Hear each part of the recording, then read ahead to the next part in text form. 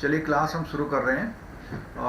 कल देखिए थोड़ा सा 1 सेकंड का रैपअप लेंगे हम, और इस एक रैपअप में कल जो हमने पढ़ा था कैपिटल मार्केट के बारे में बेसिक पढ़ा। प्राइमरी मार्केट क्या होता है, सेकेंडरी मार्केट क्या होता है, स्टॉक एक्सचेंज के बारे में पढ़ा था, D mutualisation of stock exchange पढ़ा था। इसके अलावा स्टॉक ब्रोकर के बारे में पढ़ा था और सब ब्रोकर के बारे में पढ़ा था। सेकेंडरी मार्केट में कौन कौन से प्रोडक्ट डील्ड होते हैं, जिनकी डीलिंग करी जाती है, उसके बारे में पढ़ा था हमने, जिसमें मेनली हमारे इक्विटी में थे equity share, right issue, right share, bonus share, preferred, cumulative, और ये सब तो इक्विटी में थे। सिक्योरिटी रिसीट में पढ़ा था। सिक्योरिटी रिसीट में मैंने आपसे बोला था कि सिक्योरिटी रिसीट का जो जितना भी डिटेल इसमें दिया हुआ वो कौन से ऐसे चैप्टर से था, तो आप लोगों ने जवाब दिया था बिल्कुल सेबी से था, ठीक है। और गवर्नमेंट सिक्योरिटी के बारे में हमने थोड़ा पढ़ा कि क्या होती है गवर्नमेंट सिक्योरिटी। डिबेंचर और बॉन्ड, बेसिकली जो डिबेंचर, बॉन्ड और गवर्नमेंट सिक्योरिटीज़, और उसके अलावा आपका ये पूरा जो इक्विटी के आइटम हैं, तो ये सारे इक्विटी बेसिकली मेन हेडिंग है। तो ये जो बोलता प्रोडक्ट एंड इंस्ट्रूमेंट्स, तो उसमें ये पहला इक्विटी है, उसके बाद बॉन्ड और डेट थे।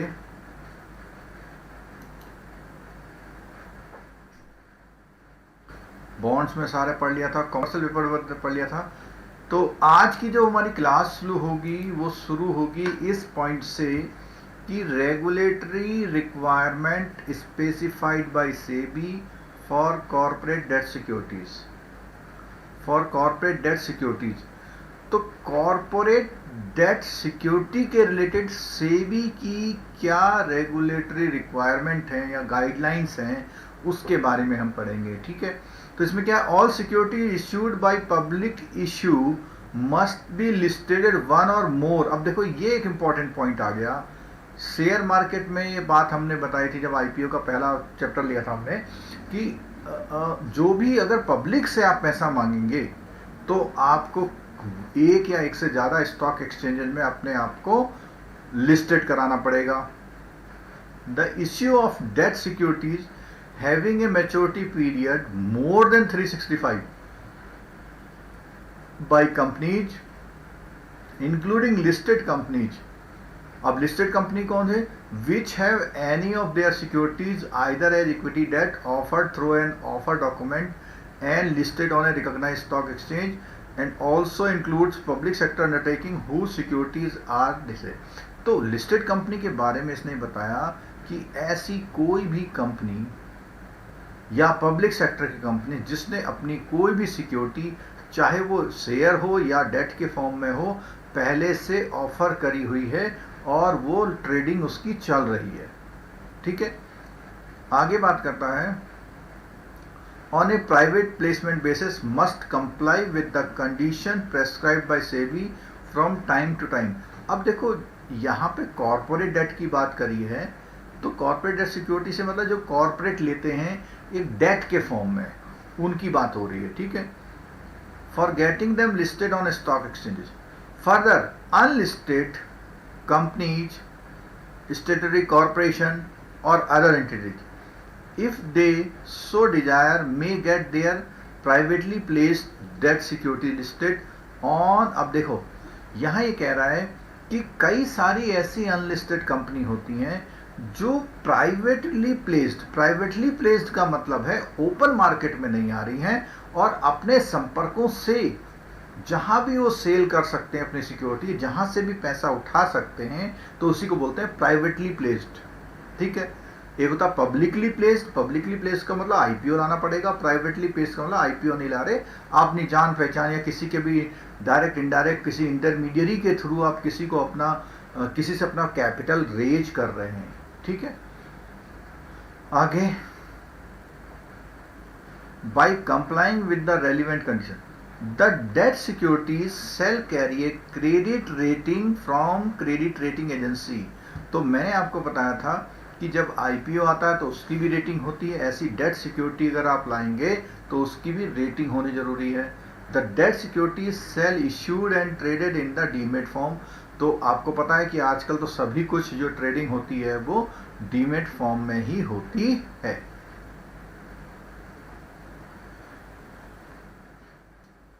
चलिए, क्लास हमारी शुरू हो गई है। एक बार हम सबको गुड इवनिंग बोल देते हैं। पिंकू, लिप्सा, लक्की बक्सी, प्रदीप और निशांत, तन्या, पिंकू, आरती, पुष्पेंद्र। देखिए, सीआईबी की जो क्लासेस हैं वो बंद कुछ नहीं हुई हैं। अभी हम थोड़ा सा कंसंट्रेशन क्या कर रहे हैं, जेआईबी पे कर रहे हैं। इसके बाद जेआईबी सीआईबी के कॉमन टॉपिक्स आने लग जाएंगे, उसके बाद प्योरली सीआईबी के होंगे। और जो भी आप लोग यहाँ पे देख रहे हैं, अगर आप जेआईबी में हैं, सीआईबी में, सभी लोग देख लें तो कोई इशू नहीं है, इसका बेनिफिट आपको मिलने वाला है। अंकुर जी, आप भी आ गए, वेरी गुड। आपने सोचा रोज लेट हो रही है, आज मैं थोड़ा लेट आता हूँ। मैंने आज 6 बजे क्लास शुरू कर दी थी। चलो वरुण, कंचन, चलो गुड, इतने लोग आ गए हैं, बहुत बढ़िया। तो हमने अभी ये वाला पैराग्राफ कंप्लीट कर लिया है, ठीक है। आप लोग रिवाइज करके देख लीजिएगा जब देखना हो। चलो, अब कुछ ऐसी टर्म्स हैं जिसको मैं आपको समझाने वाला हूं जो कैपिटल मार्केट में यूज होती हैं, जिसमें सबसे पहली टर्म है सिक्योरिटी ट्रांजैक्शन टैक्स। तो इसके बारे में आपको हिस्ट्री बता दूं मैं आपको।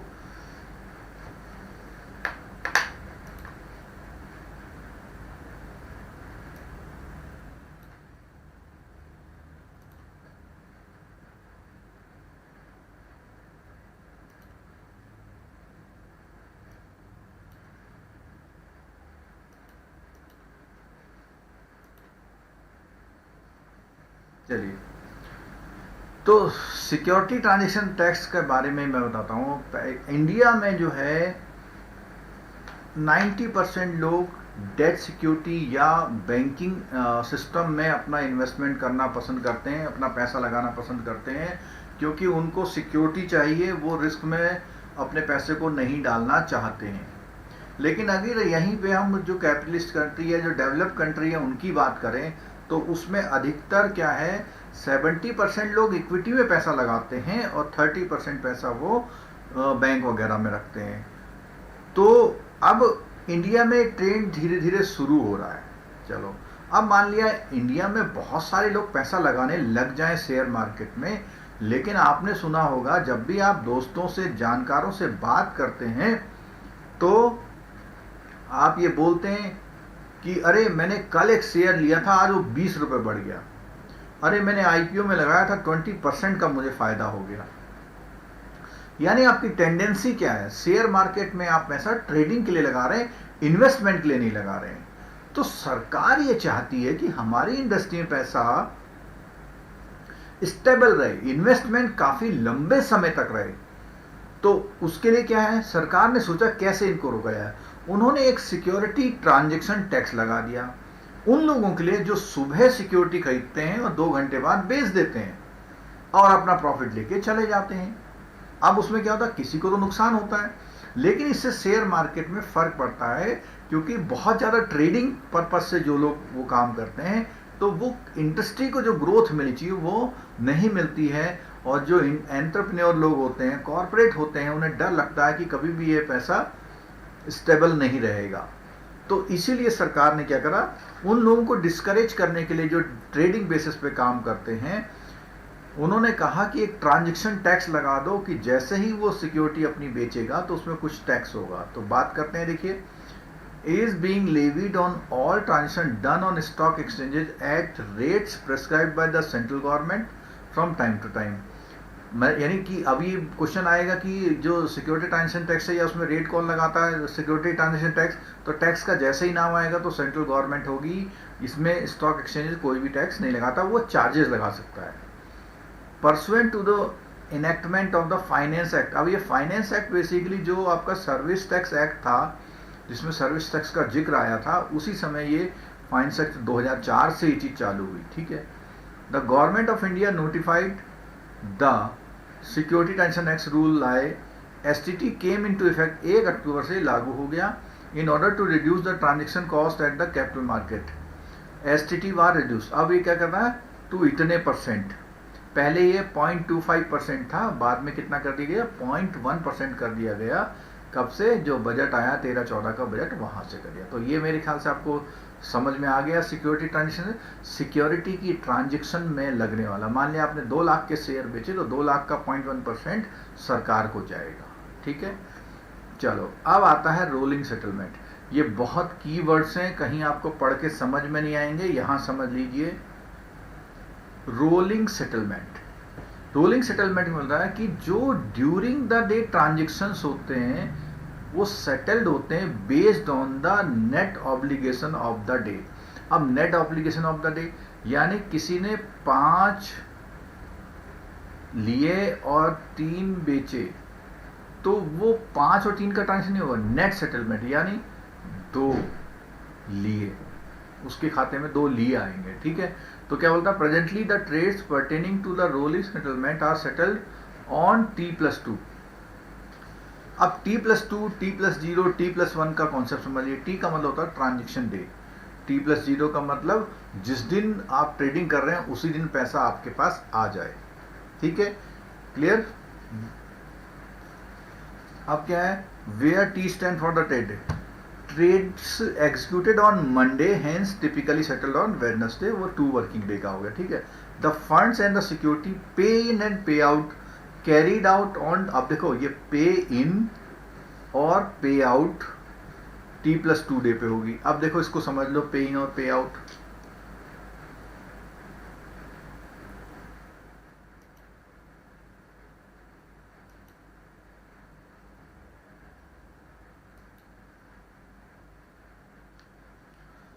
तो पे इन डे, पे आउट डे क्या होता है, जैसा कि नाम से समझ में आ रहा है इन और आउट, जैसा कि नाम से समझ में आ रहा है इन और आउट।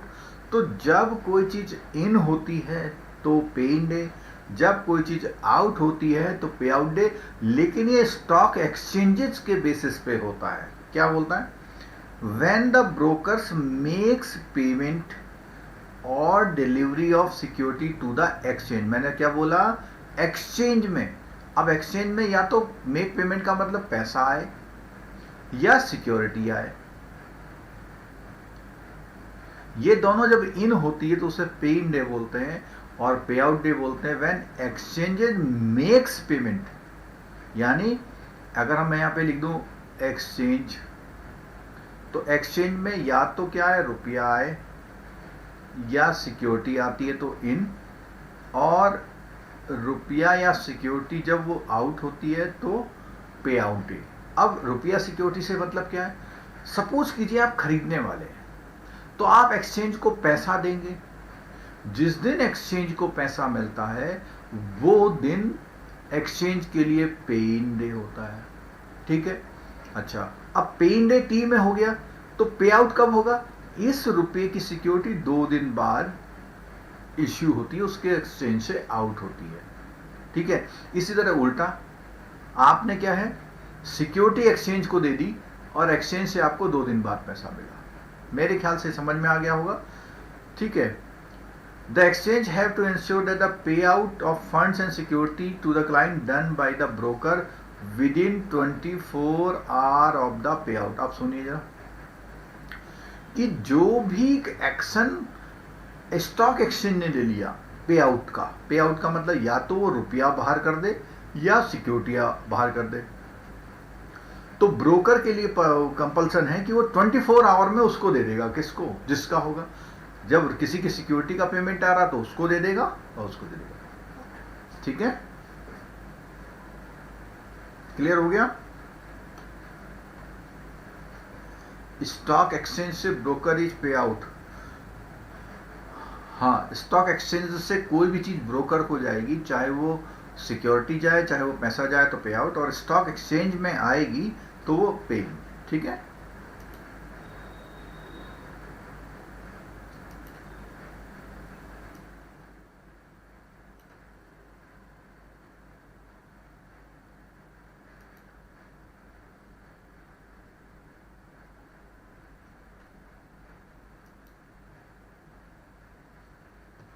चलिए और आगे बढ़ते हैं।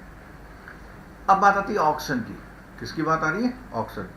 It is the main function of the exchange that both legs का मतलब आना और जाना of a transaction, namely the cash and the security. तो एक जगह से कैश आएगा, उधर से सिक्योरिटी जाएगी, एक तरफ से सिक्योरिटी आएगी तो कैश जाएगा, are available for settlement and there are no bad deliveries. अब नो बैड डिलीवरी क्या होता है?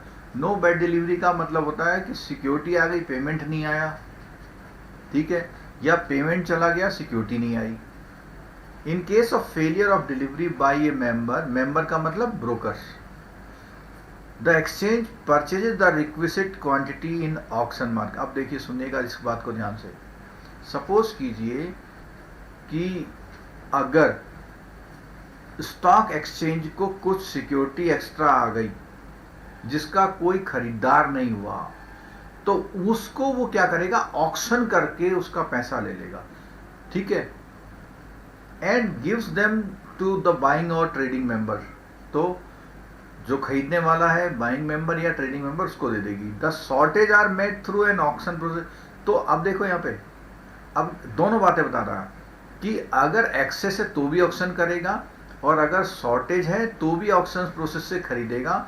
The difference in price indicated in the contract note and the price received through the auction is paid by the member of the exchange to the exchange. अब देखिए, सुनिए, मान लिया किसी मेंबर ने यानी ब्रोकर ने 5 या 50 रुपए का एक शेयर खरीदा. अब ये शेयर स्टॉक एक्सचेंज में आ गया, लेकिन अभी उसने पैसा नहीं दिया, तो वो क्या करेगा? इस 50 रुपए को बाजार में बेचेगा और पता लगा कितने का बिका? 48 का. तो ये जो 2 रुपए का डिफरेंस है वो मेंबर को देना पड़ेगा. मेंबर से मतलब स्टॉक ब्रोकर को, which is then liable to recovered from the, और वो बैड डिलीवरी अल्टीमेटली किसी क्लाइंट की वजह से हुई है तो उससे वो रिकवर कर सकता है, ठीक है.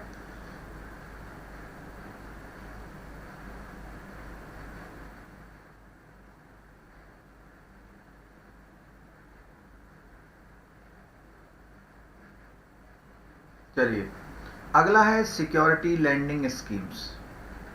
अब सिक्योरिटी लैंडिंग स्कीम्स में क्या बोलता है? Security lending and borrowing is a scheme which enables lending of idle security, जो मतलब बहुत दिनों से पड़ी हुई है, ना कोई लेने वाला ना कोई देने वाला, by the investor to the clearing corporation and earning a return through the same. तो जो क्लियरिंग कॉर्पोरेशन के पास कुछ अनसेटल्ड पड़ी हुई हैं, उनके बारे में आ रहा, उन सिक्योरिटीज का क्या करेगा? तो बोलता है, for securities borrowing and lending system, clearing corporation of the stock exchanges would be the nodal agency and be registered as the approved intermediaries, AIs. The clearing corporation can borrow on behalf of the member security for the purpose of meeting shortfall. अब देखो, वो जो clearing corporation है वो क्या करेगा? उन security को कहीं से बोरो करेगा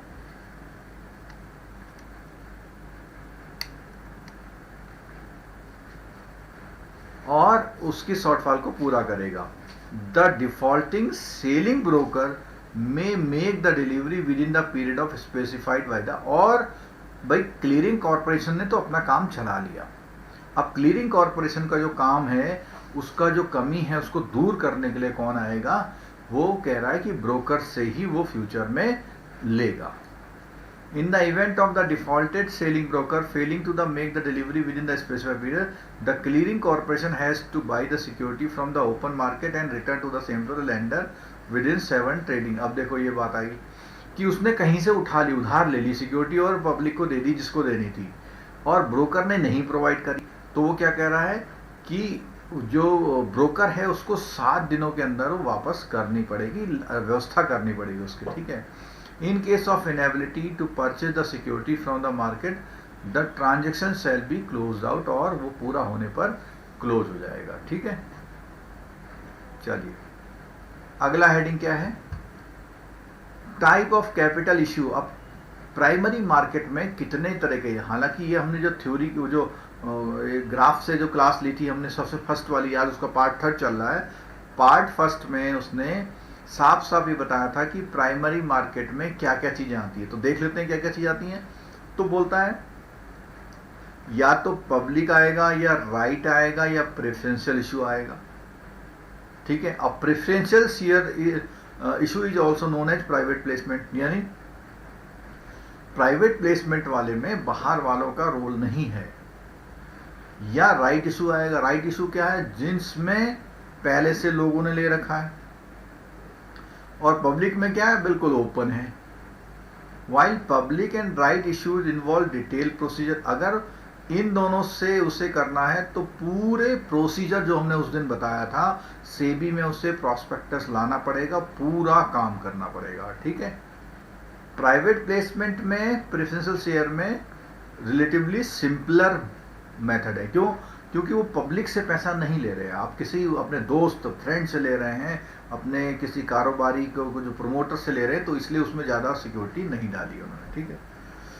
चलिए, public issue can further be classified into, एक तो आईपीओ होता है, और मैंने एफपीओ बताया था, और मैंने बोला था कि एफपीओ फर्दर और फॉलो। उस दिन जो क्लास में थे वो इस बार शब्द को समझ रहे होंगे कि या तो आईपीओ या एफपीओ आता है।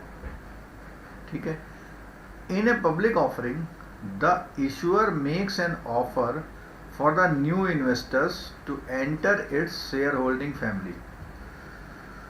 The issuer company makes detailed disclosure as per the Disclosure and Investor Protection (DIP) guidelines हैं जो सेबी ने करी है। और कहाँ पे गाइडलाइंस आती हैं? Its offer document and the offer to its subscription. यानी कि जो disclosure and investor protection guideline है, DIP, disclosure and investor protection की जो गाइडलाइंस हैं, उसमें वो चीज़ों को फॉलो करते हुए अपने जो ऑफर डॉक्यूमेंट होता है, सेबी को सबमिट करता है, उसमें देनी पड़ेगी। और बहुत सारी अब इंपॉर्टेंट बातें आ रही हैं, देखो इसमें आईपीओ के रिगार्डिंग बहुत सारी इंपॉर्टेंट बातें आ रही हैं आईपीओ के रिगार्डिंग।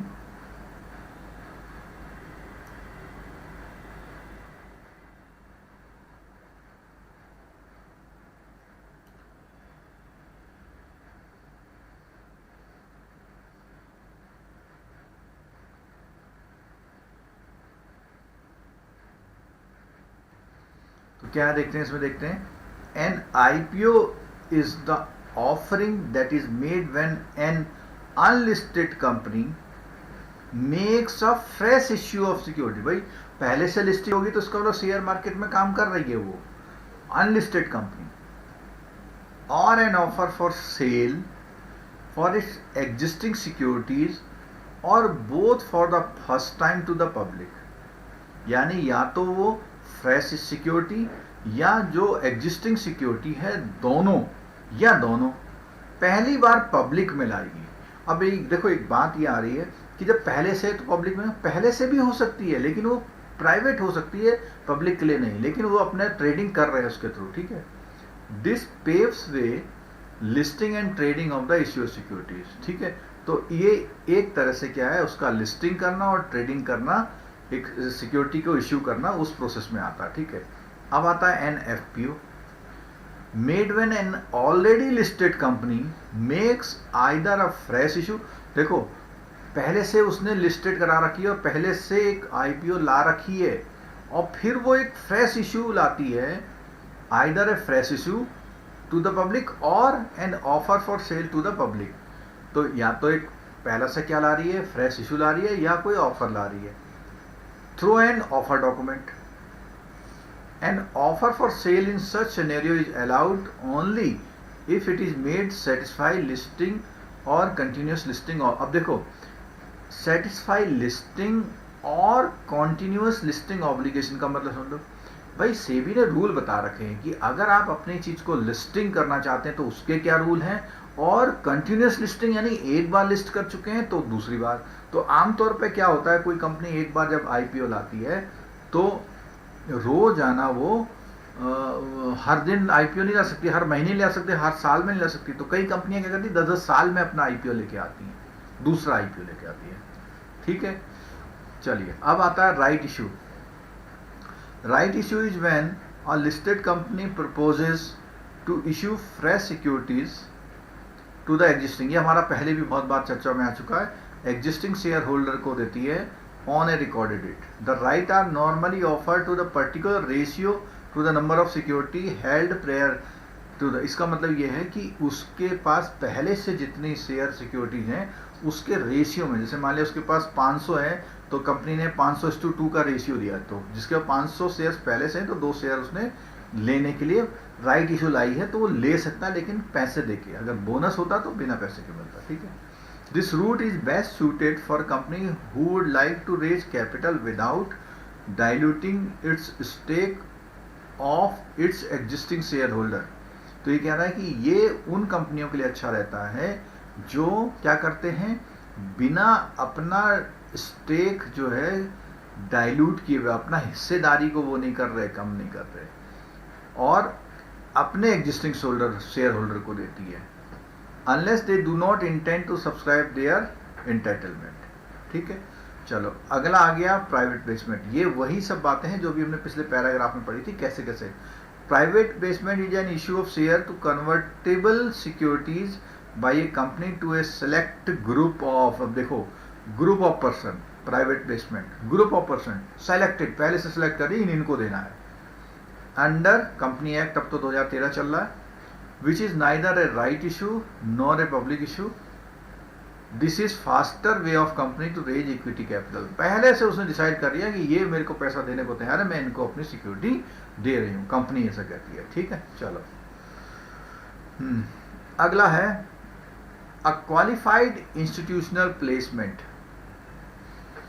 क्या बोलता है इसमें, प्राइवेट प्लेसमेंट. यहां तो ग्रुप ऑफ पर्सन आ गए, यहां पे क्या कहता है, is a private placement of equity shares of security convertible into equity share by a listed company to a qual. अगर मान ले, अब देखो सुन लो बात को, इस बात को क्लियर कर लेना. एक है प्राइवेट प्लेसमेंट, एक है qualified institutional placement. Private placement में वो ग्रुप ऑफ पीपल को दे रही है, और क्वालिफाइड इंस्टीट्यूशनल प्लेसमेंट में वो जो दे रही है, डिसाइड तो पहले से किया हुआ, लेकिन किसको दे रही है, क्वालिफाइड इंस्टीट्यूशनल बायर्स को दे रही है, इन terms of provision of chapter इतना इतना सेबी. अब डीआईपी का नाम आ गया. ठीक है. तो वही डीआईपी में जो पहले वो जो गाइडलाइंस है जिसमें उनकी प्रोटेक्शन की बात है, इन्वेस्टर के प्रोटेक्शन की बात आ रही है, तो उसके अकॉर्डिंग ये करती है.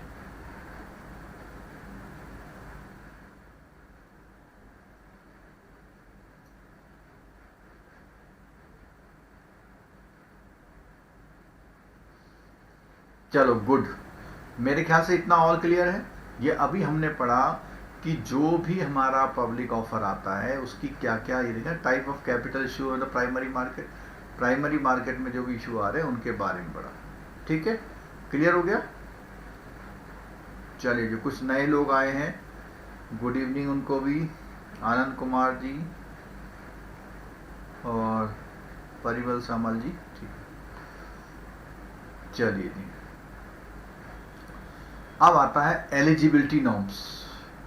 अब एलिजिबिलिटी नॉर्म्स की मैं बात करूं, सपोज कीजिए मैं ऐसा करता हूं कि मैं अपने कोचिंग के 10-15 ब्रांचें खोलना चाहता हूं, 100-200 लोगों को स्टाफ रखना चाहता हूं, और उसके लिए एक इंफ्रास्ट्रक्चर, और मान लिया मैं 500 करोड़ रुपए चाहता हूं. ठीक है. तो क्या मैं मार्केट जा सकता हूं, या मैं 2 ब्रांच खोलना चाहता हूं और मुझे 5 लाख रुपए पब्लिक से चाहिए, तो मैं क्या जा सकता हूं. यानी वो कौन सी कंडीशंस हैं कि आप कैपिटल मार्केट में जाके अपना इशू ला सकते हैं. कुछ होगी रिक्वायरमेंट, उसके बारे में सीखते हैं. तो ये क्वेश्चन आपका आ सकता है कि इनमें से कौन सी कंडीशंस में आ सकते हैं. ठीक है. तो इसमें क्या था, SEBI has laid down eligibility norm for entities accessing the primary market through public issue. There are no eligibility norms for a listed company. अब देखो सुनो, क्यों, क्योंकि लिस्टेड कंपनी जो पहले से बिल्कुल जानी मानी कंपनी, उसके लिए कोई नॉर्म्स नहीं है. That is making a right issue as it is an offer made to the existing share holder. अगर वो राइट इशू के लिए पैसा मांग रही है, कोई लिस्टेड कंपनी अगर राइट इशू के लिए पैसा मांग रही है, तो राइट इशू, क्योंकि राइट इशू किसके लिए आएगा, जो उसके एग्जिस्टिंग शेयर होल्डर हैं. अगर उनके लिए कोई वो पैसा मांगना चाहती है उनसे, तो उसके लिए कोई भी सेबी से कोई स्पेशल कंडीशन नहीं है, वो कभी भी चाहे तो कर सकती है ऐसा, ठीक है। Who are expected to know their company. अच्छा, there are also no eligibility norms for listed company making a preferential issue. तो अभी हम पीछे पढ़ रहे थे कि राइट इशू आए या प्रेफरेंशियल इशू आए तो इन दोनों में कोई भी गाइडलाइंस नहीं है, वो अपना कभी भी कर सकती है। हाउएवर, लेकिन QIP, ये जो नाम आ रहे हैं देखो यहाँ से आ रहे हैं, अगर आप वो कर रहे हैं देखो, राइट इशू और प्राइवेट प्लेसमेंट के लिए कोई भी गाइडलाइन नहीं है वो लिस्टेड कंपनियों के लिए। लेकिन अगर वो QIP के थ्रू पैसा उठाना चाह रही है बाजार से, तो only those companies whose shares are listed in NSE और BSE। तो क्या बोलता है, इसके लिए अगर वो QIP क्वालिफाइड इंस्टीट्यूशनल प्लेसमेंट के जरिए पैसा उठा रही हैं, तो उसके लिए उसको जरूरी है कि वो पहले से NSE और BSE में लिस्टेड हो, and who are having a minimum public float as required in terms of the listing agreement are eligible.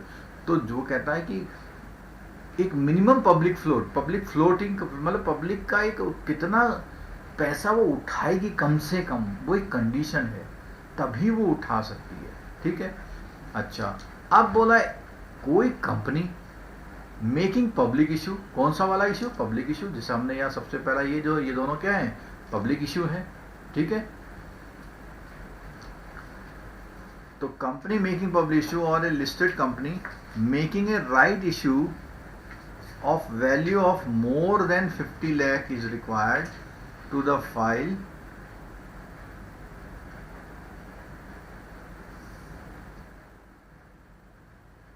क्या बोला, कितने लाख रुपए चाहिए, 50 लाख रुपए, 50 लाख रुपए चाहिए, और to file a draft offer document with SEBI और इट्स ऑब्जर्वेशन। तो क्या बोला, फॉर इट्स ऑब्जर्वेशन। तो अगर वो 50 लाख रुपए कम से कम, बोला ना, लिस्टेड कंपनी राइट इशू के मामले में बोला हुआ है, अगर वो मोर देन 50 लाख लाती है, और क्या लाती है, चाहे तो पब्लिक इशू लाए चाहे वो राइट इशू लाए, तो लिस्टेड कंपनी का राइट इशू लाना या नॉर्मल कंपनी का पब्लिक इशू लाना, अगर वो 50 लाख से ज्यादा है, तो इस वाले को भी, अभी आपने यहाँ पे पढ़ा था लिस्टेड कंपनी के लिए जरूरत नहीं है ना, यहाँ पे ये वाले के लिए नो रिक्वायरमेंट पड़ी हमने। लेकिन अगर वो 50 लाख से ज्यादा पब्लिक से पैसा मांग रही तो जरूरत है। अगर वो 10-20 लाख मांग रही है, 49 लाख तक मांग रही, कोई बात नहीं, लेकिन 50 लाख से ज्यादा तक मांग रही है, तो उसको भी वो ऑफर डॉक्यूमेंट वाली सारे प्रोसीजर करने पड़ेंगे जो हमने उस दिन क्लास में बताए थे, ठीक है।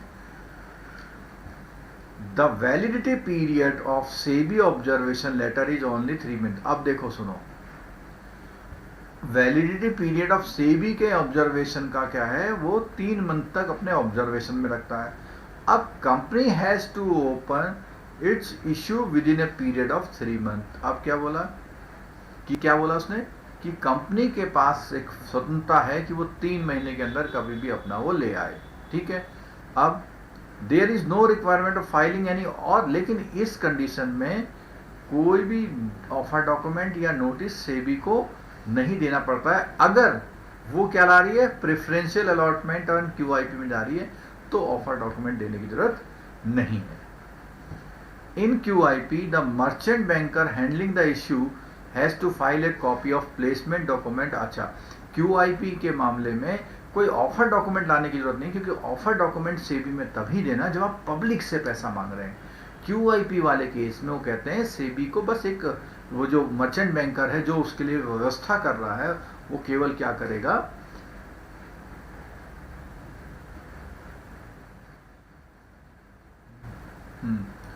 तो यहां हम बता रहे हैं कि QIP वाले मामले में मर्चेंट बैंकर बेसिकली क्या होता है, उसके लिए फंड अरेंज कराते हैं, और केवल वो एक चिट्ठी दे देंगे, हम ऐसा कर रहे हैं, मतलब परमिशन नहीं लेंगे, बता देंगे, ठीक है।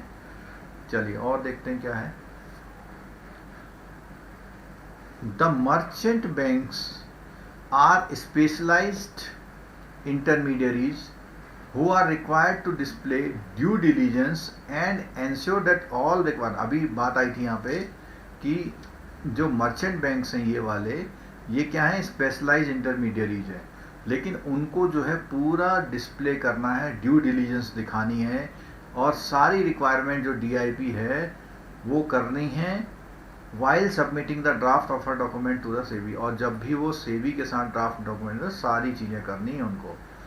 Any non compliance of their part attach panel action, अगर वो कोई भी गलती करेंगे तो पैनल उनको दंड मिलेगा, ठीक है। इन terms of SEBI regulation, the draft offer document filed by the merchant banker is also placed on A website for public comment. तो जब भी वो एक नया ऑफर डॉक्यूमेंट आता है तो जो मर्चेंट बैंकर से मतलब जो उसकी आईपीओ की पूरी प्रोसेस करा रहा है, उसको क्या है वेबसाइट पे डाला था कि पब्लिक कुछ भी कहना चाहे तो कह ले, कुछ कि भैया इसने गड़बड़ करी थी या कुछ भी, ठीक है।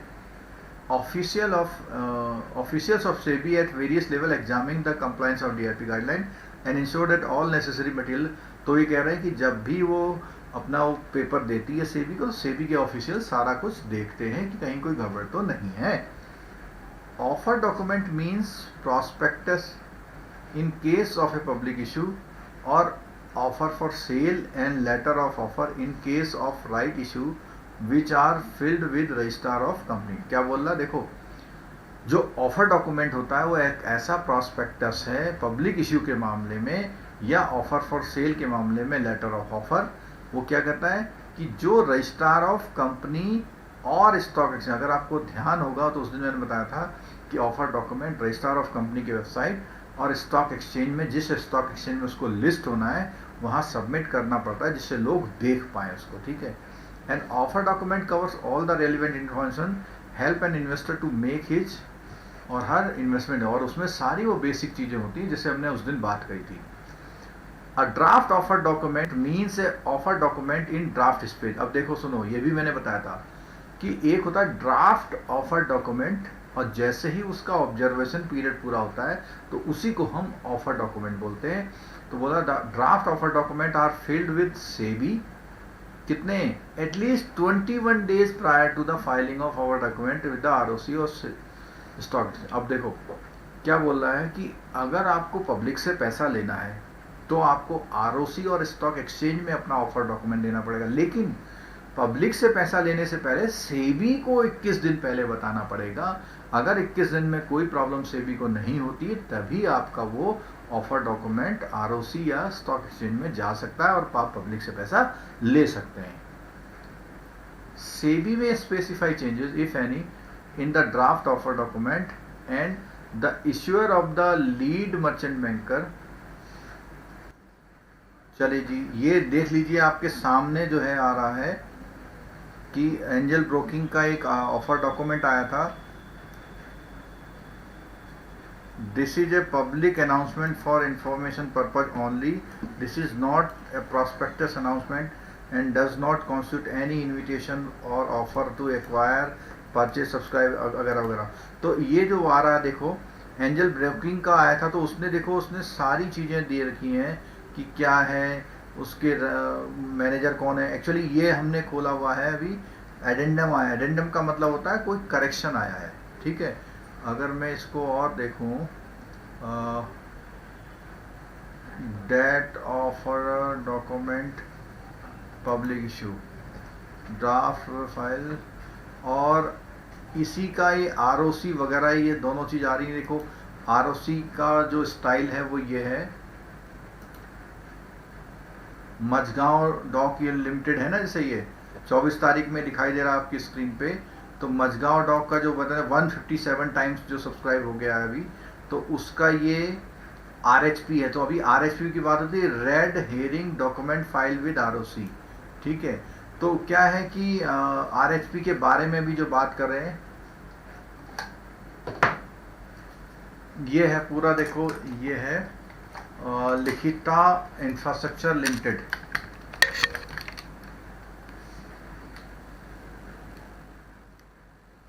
लिखिता इंफ्रास्ट्रक्चर लिमिटेड है, इसका पूरा जो है ऑफर डॉक्यूमेंट है। इसमें उन्होंने अपने प्रमोटर के बारे में बोला हुआ है। और देखो यहाँ पे देखो ये जो बोला हुआ अप टू इतने इक्विटी शेयर्स बोला हुआ ना, public issued to up to इतने शेयर, फेस वैल्यू लिखी हुई है इसमें, ठीक है। तो फेस वैल्यू और यहाँ पे नंबर ऑफ शेयर दोनों दे रखे हैं। तो जब इंटू करेंगे तो आप समझ जाएंगे कि इतना पैसा उनको चाहिए, ठीक है। अब एक पॉइंट में यहाँ पे आपको दिखाना जरूर चाह रहा हूँ, उसमें सारा कुछ दिया हुआ, देखो अगर इसको पूरा पढ़ोगे कंपनी कैसे क्या करेगी सब, इसमें बहुत लंबी चौड़ी बातें हैं इसमें, यहाँ पे सब ये कंपनी के वो दिए हुए हैं। देखो यहाँ क्या रजिस्ट्रार ऑफ द इशू, देखो ये दिया हुआ, उस दिन हम बात कर रहे थे कि रजिस्ट्रार ऑफ इशू क्या होता है। देखो ये है रजिस्ट्रार ऑफ इशू में क्या है, यूनिस्टोन है और यूनिस्टोन कैपिटल प्राइवेट लिमिटेड, और ये है, ठीक है। कंपनी के सेक्रेटरी, कंपनी कंप्लायंस ऑफिसर, सब कुछ में दिया होता है, ठीक है। क्लियर हो गई बात। तो यहाँ अच्छा अभी मैं एक बात हम इसी बात पे हम उस पर कर देते हैं कि रेड हेरिंग पे भी बात कर लेते हैं। थोड़ा सा स्क्रीन में देखते हैं हमें कितना दिखाई देता है, थोड़ा छोटा होगा लेकिन कोई बात नहीं। इसका तो नहीं खुल रहा था, दूसरे का देखते हैं, रेड हेरिंग प्रोस्पेक्ट्स,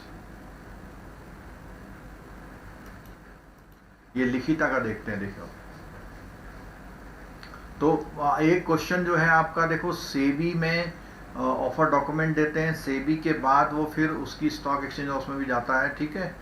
तो यहाँ देखिए आप जरा, ये लिखिता वालों का है, ये रेड हेरिंग प्रोस्पेक्ट्स है इसका, ये लिखा हुआ है रेड हेरिंग प्रोस्पेक्ट्स लिखा हुआ है 17 सितंबर में, ठीक है। ये क्लियर है, इतनी बात क्लियर है। इसका लिंक टाइप करो ना, अच्छा टाइप आप सीधे, चलो मैं कर देता हूँ, आपको को कर देता हूँ मैं।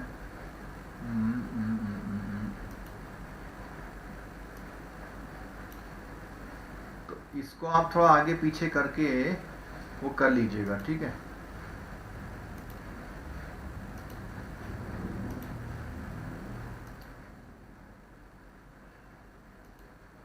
और ये अभी ये सब बता रहे हैं, जो आपके क्वेश्चन आ रहे हैं सब अभी हमारे टॉपिक में आ रहे हैं। और जयवंत सुरनार जी जो है, जो इनकी जिज्ञासा थी, उनकी जो सोच थी बहुत पॉजिटिव है, और ऐसा सोचने और करने से हम लोगों की जो लर्निंग है वो बहुत अच्छी होती है, ठीक है। कि हम क्या कर रहे हैं वो कैसा दिखना चाहिए, ठीक है, उस हिसाब से होना चाहिए, ठीक।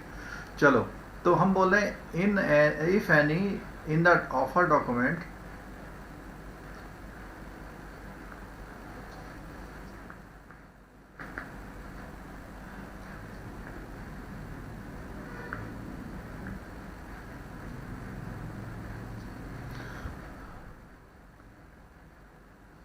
in the offer document and the issuer or the lead merchant banker sell, अब क्या क्या चीजें होती है देखो इसमें, वो बोलता है carry out such changes in offer document before filing the offer document with.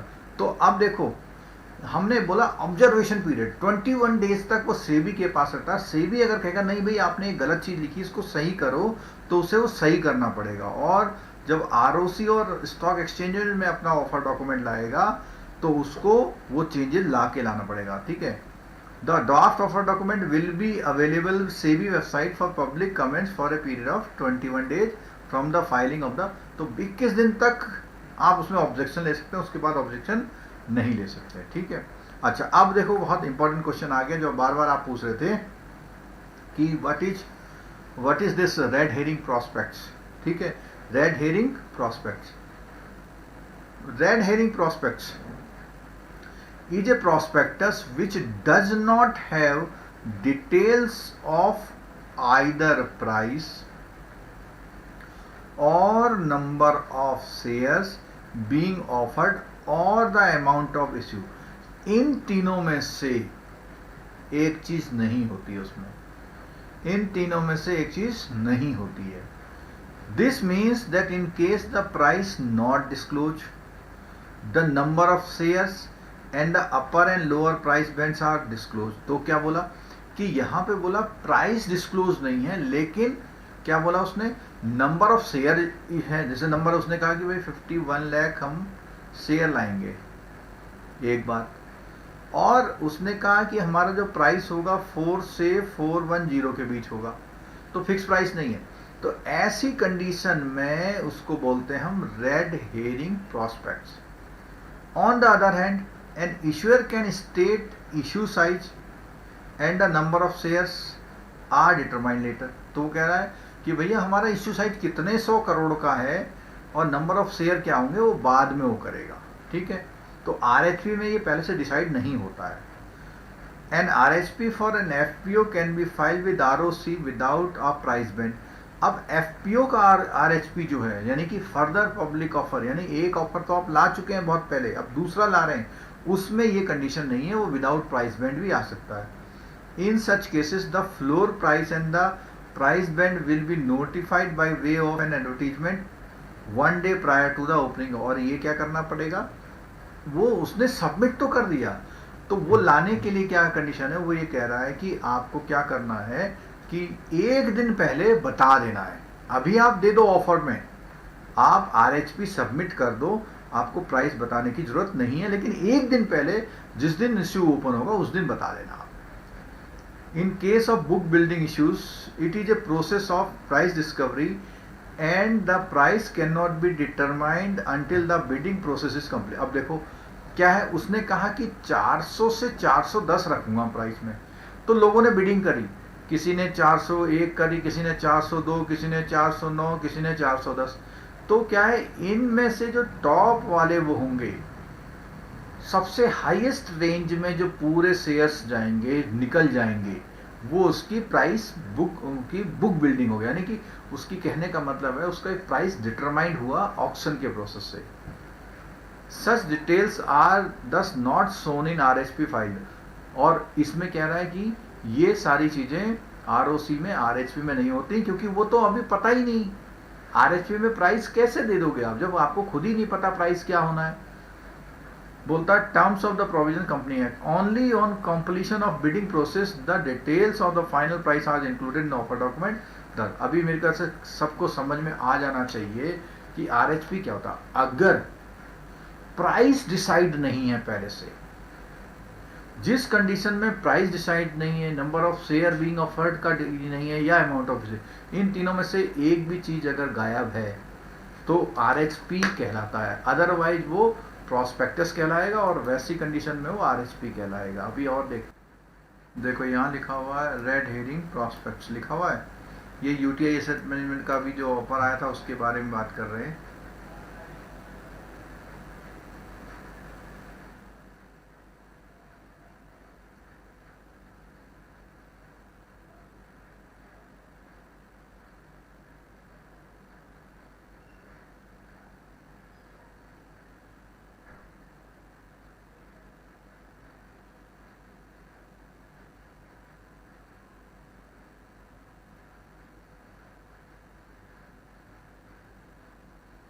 पूरा आरएचपी है, अगर आप इसकी स्टडी करेंगे तो आपको जो छोटे मोटे जो आपकी क्वेरी है शायद वो यहाँ रिजॉल्व हो सकती हैं, ठीक है।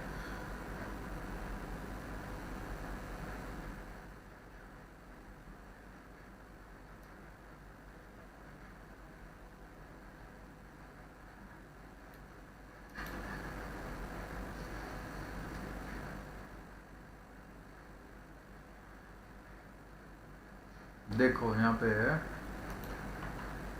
इसमें हम पढ़ रहे हैं ऑफर डॉक्यूमेंट में, यहाँ ऑफर प्राइस आ रहा है, तो देखो इसने ऑफर प्राइस नहीं दिखाया, इसको समझ लीजिए। देखो बोलता है the final price at which equity share will be allowed bidders in the terms of red herring equity share will be allotted anchor investor.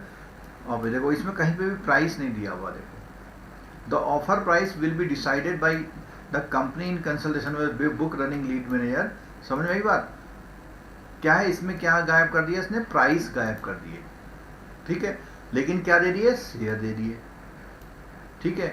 और एग्रीगेटिंग टू क्या गायब कर दिया यहाँ पे कि भैया कितने का, तो ये बात बिल्कुल। और प्राइस बैंड, यानी इन तीनों में से एक चीज गायब कर रखी है इसने। शेयर तो उसने दे रखे हैं लेकिन उसके प्राइस और वो नहीं दे रखे हैं। मेरे ख्याल से समझ में आ गई होगी बात आपके। तो जहां पे ये प्राइस बिडिंग करते हैं वहां पर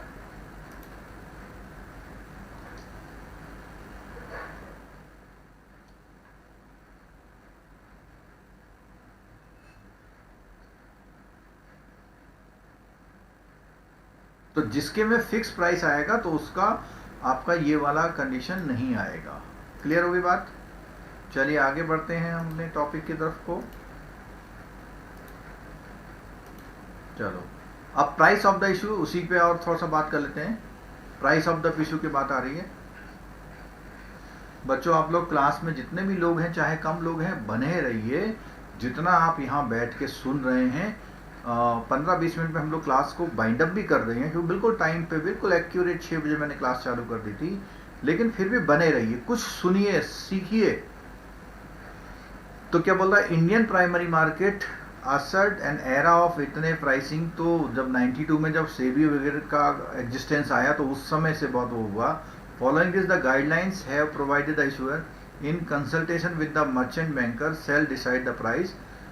there is no price formula stipulated by SEBI. SEBI does not play any role the price. यानी कि ये प्राइस के बारे में सेबी का कोई रोल नहीं है। The company and merchant banker, अभी हमने पढ़ा था कि वो अपने जो बुक रनिंग लीड मैनेजर होते हैं उनसे वो करते हैं, ठीक है। और बोलता है the company and the merchant broker are however required to give full disclosure of the parameters which they had considered while deciding the issue price. There are two type of issue. अब उसमें बोला देखो, one where company and the lead manager fix a price, ठीक है। और दूसरे में क्या था, where the company and LM stipulate the floor price और the price band leave it to the market. अब सुन लेना बात को ध्यान से। तो एक तो है ये बिडिंग वाला कि भैया वो उन्होंने मार्केट पे छोड़ दिया, और जो भी वहां से फाइनल प्राइस आया, प्राइस डिस्कवरी हुई बुक बिल्डिंग से, उससे हो गया। दूसरे वाले में क्या है, वो खुद बैठ के तय करते हैं। कौन कौन तय करते हैं, कंपनी और लीड जो मर्चेंट बैंकर है वो, ठीक है। ये था ना लीड का यहाँ पे,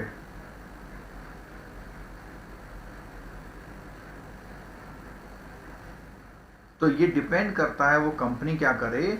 या तो कंपनी का बंदा और लीड जो मर्चेंट बैंकर है उनसे कर ले, या वो पब्लिक पे छोड़ दे, पब्लिक कितने में लेना चाहती है। आगे बोलता है an issuer the company is allowed to freely price the issue. और बिल्कुल सेबी ने कोई प्रॉब्लम नहीं कर रखी है। The basis of the issue price is disclose in the offer. आप अपना प्राइस कैसे वो कर रहे हैं, ऑफर डॉक्यूमेंट बताना होगा। Where the issuer discloses the details about the qualitative and quantitative factors justifying the issue price. और अगर आप इशू प्राइस देंगे तो जस्टिफाई करना पड़ेगा। The issuer company can mention A price band. अब देखो ये भी बहुत इंपॉर्टेंट है। क्या है, उसने कहा 20% का कैप है। तो जब हम यहाँ बात कर रहे थे ये 400 और 410 की, तो कभी भी ध्यान रखना कि ये जो फ्लोर प्राइस है और जो टॉप प्राइस है उसके बीच का जो गैप होगा वो 20% से ज़्यादा नहीं हो सकता। हम ऐसा नहीं कर सकते कि बेस प्राइस 400 रख लें और टॉप प्राइस कितना रख लें, 500 रख लें, 500 600 रख ले मान लिया। तो 400 का 20% कितना हुआ, 80। यानी 480 तक तो हम कर सकते हैं ये अप डाउन, लेकिन 600 नहीं कर सकते, ठीक है। चलो आगे, इन द ड्राफ्ट ऑफर में हो गया। अब आगे book building means. Book building क्या होता है, बार बार कंफ्यूजन आपको हो रहा है। बुक बिल्डिंग क्या होता है, इसका process undertaken by which a demand for the security propose to be issued by a corporate body is elicited by built up the price of security assessed by the basis of the bids obtained। तो वो कह रहा है bids obtained और quantum security offered, यानी जो खरीदने वाला है वो कितना प्राइस लगा रहा है आपके, ठीक है। बिडिंग प्रोसेस से होता है बुक बिल्डिंग में। This method provides an opportunity to market to discover the price of the. तो वो खुद तय नहीं करते, कहते हैं मार्केट को देखते हैं। क्या मान लिया एप्पल का आईपीओ आ गया पहली बार, तो पता लगा कि उन्होंने सोचा कि 600 रुपये बेच देते हैं और पब्लिक खरीदने को तैयार हो गई उसको 2000 रुपये में, तो पब्लिक पे छोड़ दो उसको, ठीक है। अब यहाँ पे in a book building issue allocation retail investor, ये मैंने आपको उस दिन जब पढ़ाया था उस दिन बताया था, रिटेल इन्वेस्टर के लिए, नॉन इंस्टीट्यूशनल इन्वेस्टर के लिए और QIB के लिए कितना कितना रेशियो है, ठीक है। तो रिटेल इन्वेस्टर के लिए कितना है, 35%, और आपका HNI के लिए 15 है और ये 50 है। In case of a book building issue are made pursuant of the requirement of the mandatory allocation of 60% to QIB in terms of rule इतना the respective figures। अगर देखो सुनो, कभी कभी क्या होता है, बुक बिल्ड इशू के लिए उसने बोला है कि QIB को अगर 60 करोगे तो 35, 15 और कितना है 50 है ना। तो वो कहता है कि अगर इसका आप 60 बढ़ाते हो तो आप इसका कैसे कर दोगे, 30 कर दोगे, इसका कितना कर दोगे, 10 कर दोगे। कौन से वाले कंडीशन बोलता है उसमें, कि कोई एक रूल है, उस रूल के अकॉर्डिंग अगर होता है, ठीक है, तो उस कंडीशन में वो 30 इस तरह का एक चेंज कर सकता है। और एक अपने बुक में आप करेक्शन कर लीजिएगा, आपकी बुक में अगर 1 लाख लिखा हुआ तो इसको 2 लाख कर लीजिएगा। रिटेल इन्वेस्टर जो होता है, जो जिसका जो इन्वेस्टमेंट है कैपिटल मार्केट में वो 2 लाख तक होता है, उसको हम क्या बोलते हैं, रिटेल इन्वेस्टर बोलते हैं, ठीक है। अच्छा, आगे है देखिए, intermediaries in the issue of primary market. क्या बोलता है, merchant bankers to the issue of book running lead managers, syndicate members, registrar of the issue, banker to the issue, auditors of the company, underwriter of the issue, solicitors etc. are the, तो कहते हैं कि जो primary market में issue आता है उसमें इतने लोगों का रोल होता है, कंपनी के आईपीओ में इतने लोगों का रोल होता है, ठीक है। तो अब ये BRLM के बात करता, अब मर्चेंट बैंकर होता है जो सेबी का रजिस्ट्रेशन होता है इसके पास, और क्या है, ये जो BRLM, ये सेबी के एक्ट, जो SEBI merchant banking regulation act है, उसके अकॉर्डिंग वो एलिजिबल होना चाहिए, ठीक है। सेफ्टी नेट बहुत इंपॉर्टेंट कॉन्सेप्ट है, आप लोग भी समझ लीजिएगा, बहुत इंपॉर्टेंट है। इसमें क्या है कि जो भी नया इन्वेस्टर है, रिटेल इन्वेस्टर है, उसके लिए एक एडिशनल एक वो सुविधा दे रखी है कि अगर वो कैपिटल मार्केट में इन्वेस्टमेंट करने आए तो क्या चीज उसे मिले। तो बोला है इसने कि सेफ्टी नेट स्कीम या बाईबैक अरेंजमेंट, जिसमें पब्लिक इश्यू का बाईबैक होता है, तो उसमें क्या करता है, वो अपने प्रोस्पेक्टस में बताएगा, सच ए बाईबैक और safety net arrangement shall be made available only to original resident है, उनको अलाउड होता है, और जिसने 1000 तक शेयर कर रखे हैं, खरीद रखे हैं। अब मान लीजिए किसी ने 5000 शेयर खरीदे हुए हैं, तो उसको ये सेफ्टी नेट प्रोवाइड नहीं है। एक तरह से जो छोटे इन्वेस्टर हैं उनको है। और क्या है, the offer is kept open for the period of 6 month from the last date of dispatch of the security, यानी 6 महीने बाद तक वो अपनी सिक्योरिटी को वापस कर सकते हैं, वो लोग जिन्होंने 1000 तक के शेयर ले रखे हैं। 1000 रुपये नहीं, नंबर ऑफ शेयर है, ठीक है। कट ऑफ प्राइस देख लीजिए, in a book building price the issuer is required to indicate either the price band और the floor in RHP, the actual discovered issue price can be any price band of the price. इसका मतलब क्या है कि जो भी है, जो इश्यू प्राइस जो होता है उसी को हम कट ऑफ प्राइस बोलते हैं। हमने अभी थोड़ी देर पहले पढ़ा, RHP में एक फिक्स प्राइस नहीं होता है, ठीक है, इसीलिए पूरा ओवरऑल वॉल्यूम नहीं बना पाता, ये नहीं हो पाता उसमें। This is decided by the issuer और LM दोनों मिल के तय करते हैं, considering the book and investor appetite for the stock. SEBI की DIP guideline permit only retail individual investor to have an option to apply cut off price. तो क्या बोल रहा है, जो कट ऑफ प्राइस है उसके अकॉर्डिंग, जो कट ऑफ प्राइस है उसके अकॉर्डिंग ही जो वो अप्लाई करता है इंडिविजुअल इन्वेस्टर, तो उसको वही रेट मिलता है, ठीक है। क्लियर हो गया, फिर पढ़ देते हैं इसमें। In a book building issue the issuer is required to indicate either the price band, और यह अप्रूव करना, the actual discovered issue price can be any price in the price band और any price above the floor price, यानी top और उसके बीच में होना चाहिए। The issue price is called the, और जितना इश्यू का वो फिक्स होता है उसी को कट ऑफ प्राइस बोलते हैं, ठीक।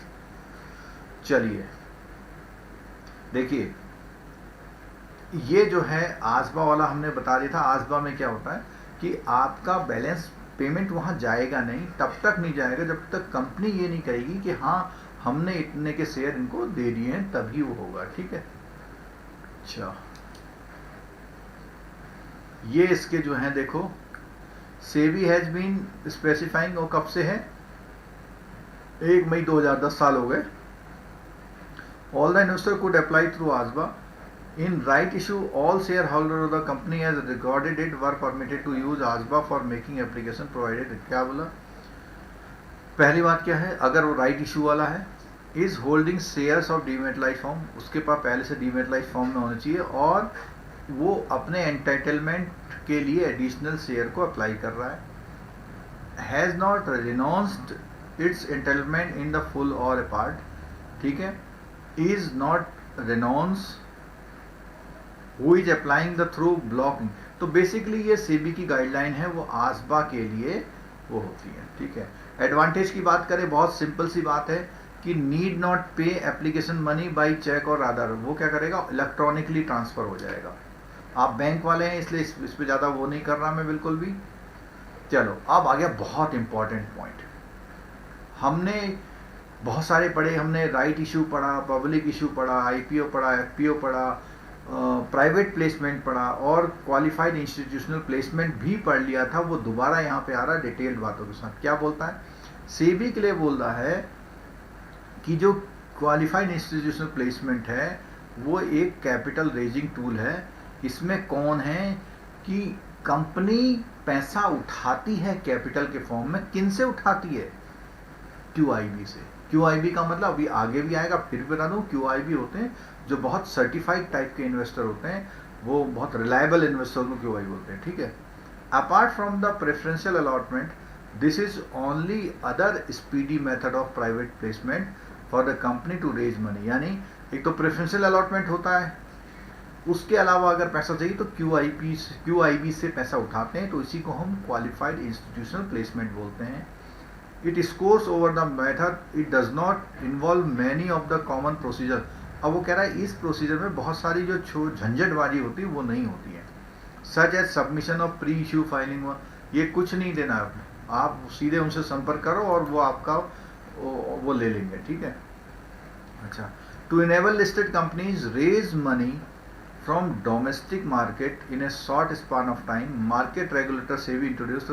और ये क्या था बोला कि from domestic market in a short span of time का मतलब है कि जल्दी से उन्हें अगर पैसा उठाना है तो जल्दी से उठा लेते हैं। This was also done on the prevent listed companies in India from developing an excessive dependence on foreign capital. Prior to introduction of QIP, the complication associated with raising capital in the domestic market had led many companies to look the tapping overseas market via। तो ये कह रहे हैं कि जो यहाँ ये कह रहा है कि ये जो QIP वाला जो कॉन्सेप्ट आया, वो जो फॉरेन करेंसी कन्वर्टेबल बॉन्ड या जो फॉरेन मार्केट की जो GDR के थ्रू पैसा मंगाने से बचने के लिए, यानी अगर वो वहाँ से पैसा ना मंगा के उन्हें यहाँ से चाहिए तो उन्हें एक रास्ता दे दिया कि आप क्यूआईपी से ले लो, तुरंत आपको पैसा मिल जाएगा। आपको क्या है, foreign currency convertible bond issue करने पड़ेंगे, ना ही आपको जीडीआर इशू करनी पड़ेगी। जीडीआर उस दिन हमने टॉपिक में बताया था, जीडीआर का मतलब कि आपको विदेश नहीं जाना पड़ेगा पैसा उठाने के लिए।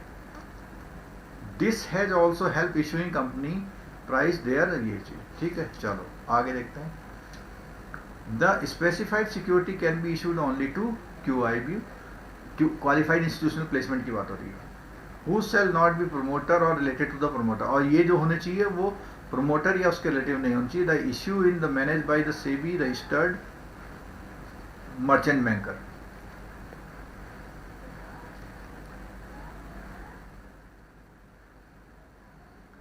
There is no pre issue filing of the placement document with SEBI. The placement document is placed on the website of the stock exchange or issuer the। तो कह रहे QIB के लिए बहुत पब्लिक में बताने की जरूरत नहीं होती है।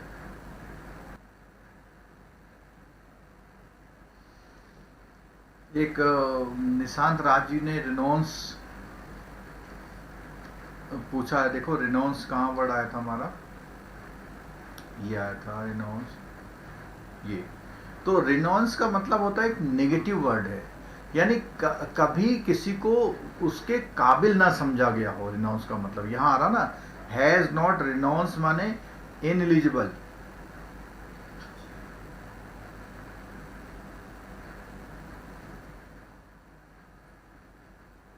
इनएलिजिबल, ठीक है। तो बोला has not renounce it's entitlement, यानी उसको उसके लिए ये डिक्लेयर ना किया गया हो कि ये उस लायक नहीं है। तो रिनाउंस का मतलब होता है उस लायक ना होना। चलो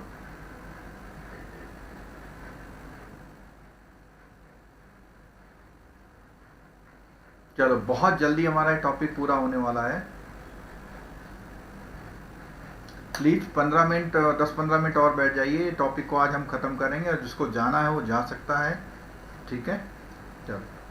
तो अब बात आ गई सेबी की बात। देखो सेबी की हम हिस्ट्री पे तो नहीं जाएंगे भाई, इतना है ये बनी थी, ऐसा हुआ था वैसा हुआ था। प्रायर टू सेबी जो था वो कुछ कंट्रोल फंक्शन जो था वो controller of capital issue company law board के पास था, ठीक है। अब फंक्शन की बात आती है तो क्वेश्चन आपका आ सकता है out of these which function is not of the SEBI करके। Subject to the provision of the act it shall be the duty of the board to protect interest of the investor. तो पहला point आ गया कि investor का, अगर आपने सेबी की punchline किसी ने पढ़ी हो तो जरा बता दीजिए, लिख दीजिएगा सेबी की पंचलाइन, टैग लाइन क्या है सेबी की, नकल मार के मत बोलना, जिसको आती है वही लिखना, ठीक है, वो इससे रिलेटेड है। प्रमोट द डेवलपमेंट, और क्या करना है, and to regulate the security market. तो एक तो इन्वेस्टर के इंटरेस्ट को प्रोटेक्ट करना,